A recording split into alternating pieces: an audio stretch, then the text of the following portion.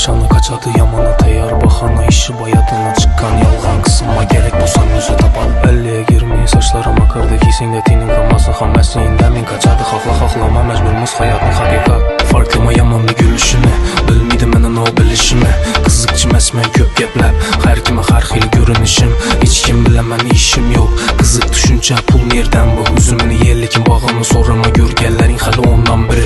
Hayatım zor çekeceksen için yanıp öleceksen. Güzellik kılsam güleceksen kol seni belgelerin görgen ben yine güç edemem. Hatalarımdan alamam ders sevemem geçirin dep yeme yanıma düşün içimde ölgen sen.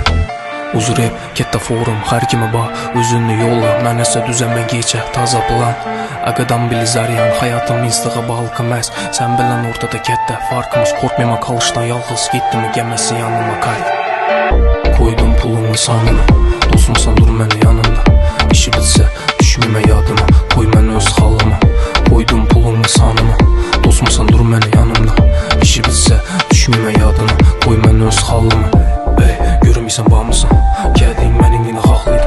Bir vaxt üstünden gölgelle karasına bir gün reklanı yadlıydı.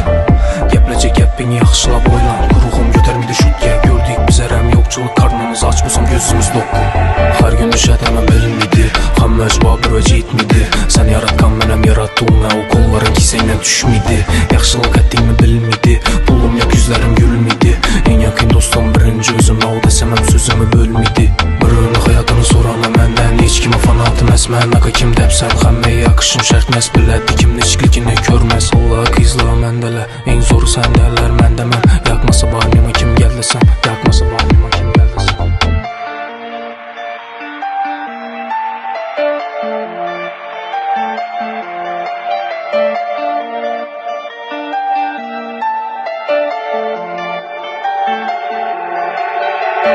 Koydum pulumu sanına dostumsan dur meni yanımda.